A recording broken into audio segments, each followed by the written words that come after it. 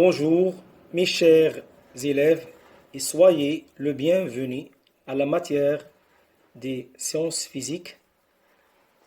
Cette leçon est destinée aux élèves de la première année APEC. Aujourd'hui, on va aborder la leçon qui concerne les sortes de montage. Le plan de la leçon. Premièrement, montage électrique en série. Deuxième paragraphe, montage électrique en dérivation ou bien en parallèle. On commence par le montage électrique en série. Comme expérience, on réalise un circuit électrique constitué d'un générateur, de lampes, des fils de connexion et un interrupteur. On schématise l'expérience. On a la pile, l'interrupteur et les deux lampes L1 et L2. Maintenant, on va relier ces composantes électriques. Le pôle positif de la pile est relié avec l'interrupteur.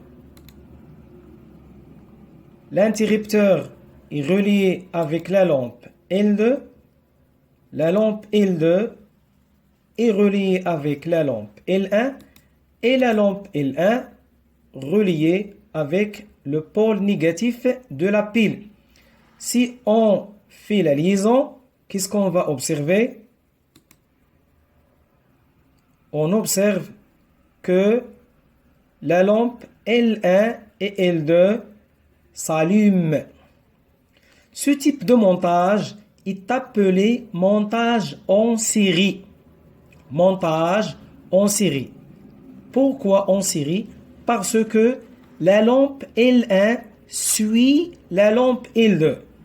La lampe L1 suit la lampe L2. La lampe L1 est connectée avec la lampe L2 sur le même fil. Ce type de montage est appelé montage en série. On passe aux observations.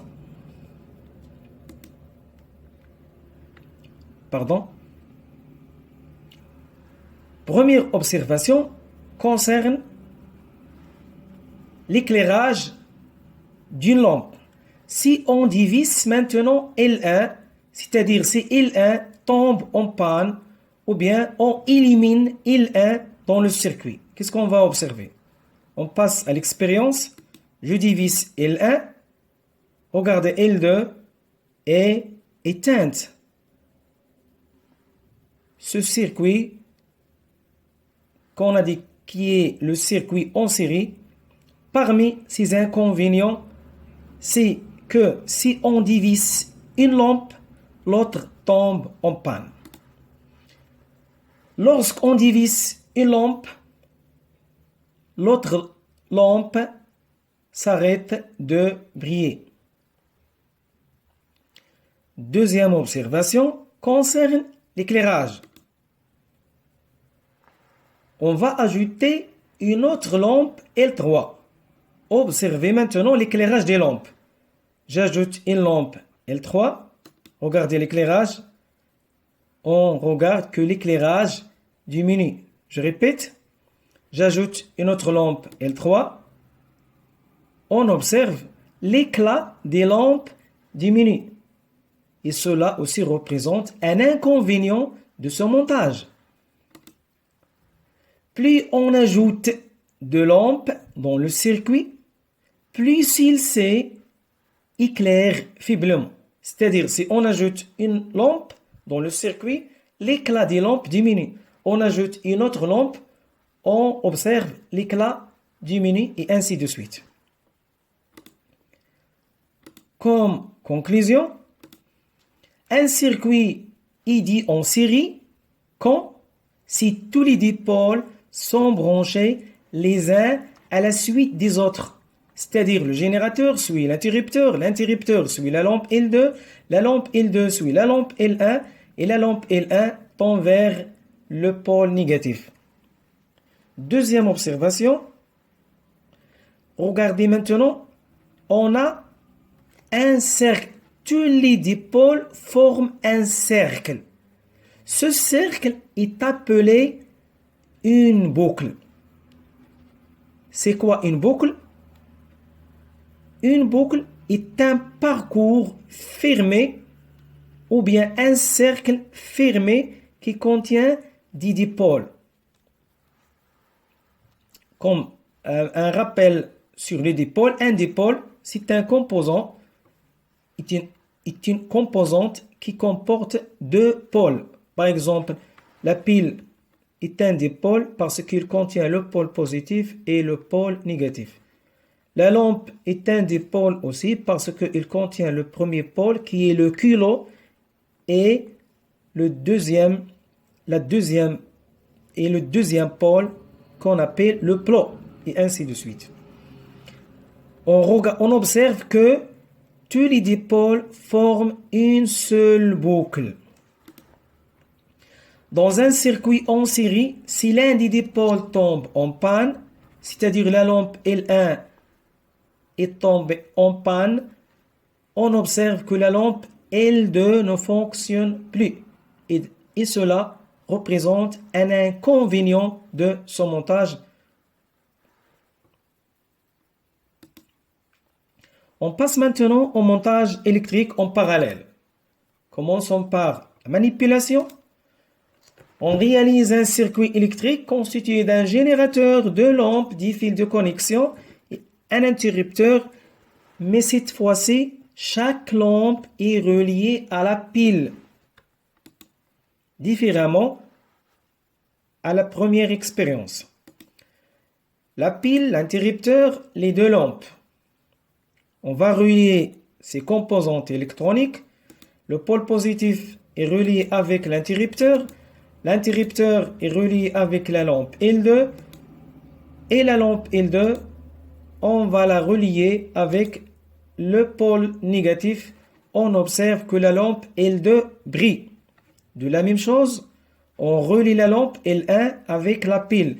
Le pôle positif avec la lampe L1. La lampe L1, on va la relier avec le pôle négatif de la pile. On observe que la lampe L1 s'allume aussi.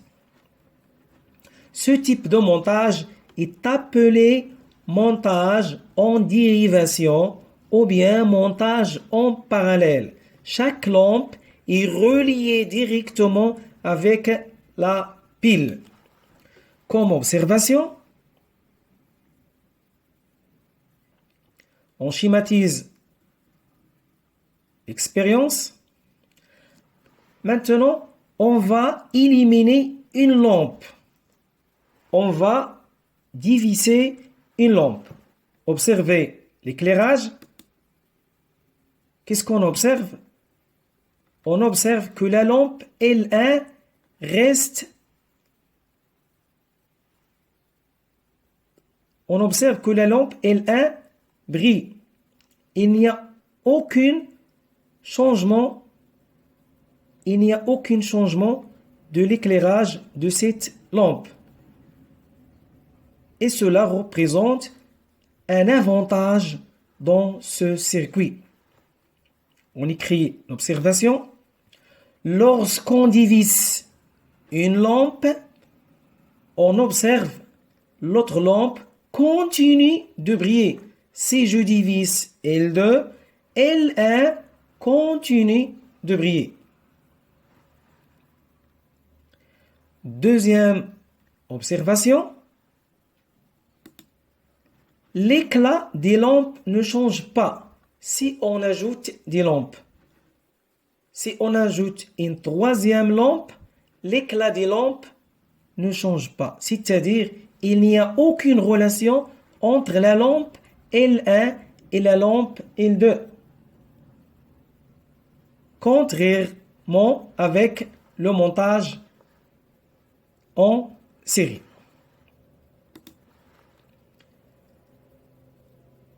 Deuxième observation,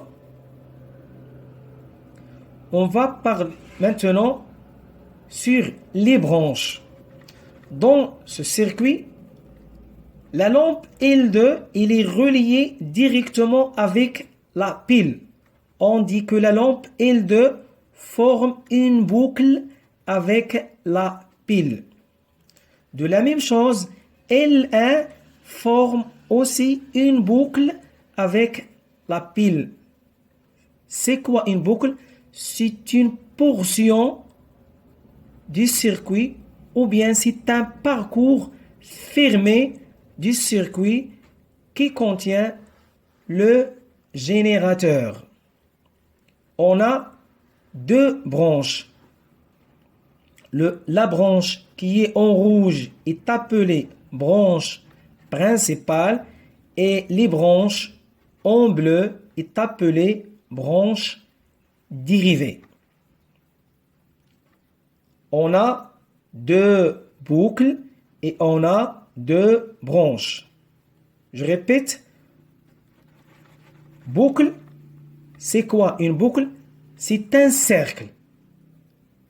Une boucle, c'est un cercle, c'est un parcours fermé qui contient le générateur. On a la première boucle qui contient L2, la deuxième boucle qui contient L1. On a deux branches aussi. La branche qui contient le générateur est appelée branche principale qui est en rouge et les branches qui contiennent L2 et L1 qui est en bleu est appelée branche dérivée. La branche qui contient le générateur s'appelle la branche principale. Les autres, les branches dérivées.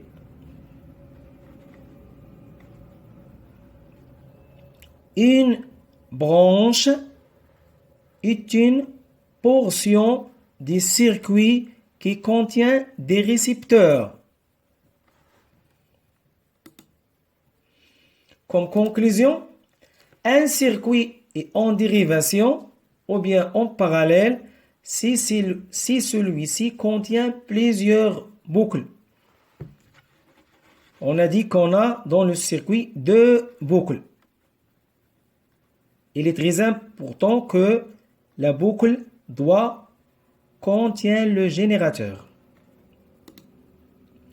Les dipôles en dérivation sont branchés aux bornes les uns des autres. Regardez dans le montage, on a le kilo de L2, il est relié avec le kilo de L1.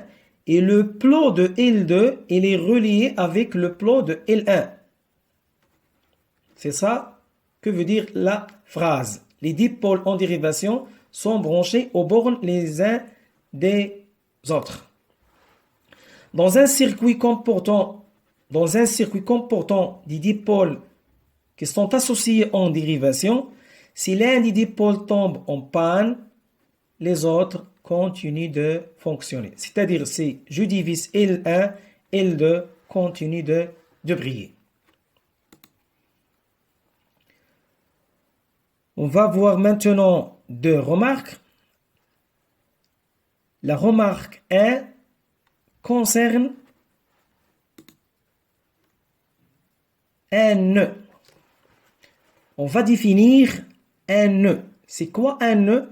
C'est un point du circuit où se rencontrent au moins 3 conducteurs. Un nœud est un point du circuit où se rencontrent au moins 3 conducteurs. Si je vois le schéma, on voit que ce point est un nœud. L'intersection d'au moins 3 conducteurs. On a ici un fil rouge, un fil noir et un fil bleu. Donc ce point est un nœud. On a nœud 1. À droite, on a le deuxième nœud. on a l'intersection d'un fil noir, d'un fil bleu et d'un fil rouge. Nœud 1, nœud 2. Donc, nœud, c'est l'intersection des au moins 3 conducteurs parcourus, bien sûr, par un courant électrique. Remarque 2. Dans la maison, c'est-à-dire les installations domestiques, l'éclairage public, les phares des voitures, d'une façon générale, les phares des moyens de transport, toutes les lampes, elles sont montées en quoi? En dérivation. Pourquoi en dérivation? Parce que si une lampe tombe en panne, l'autre ou bien les autres lampes restent ou bien continuent de briller. Merci pour votre attention. À la prochaine vidéo, Inch'Allah.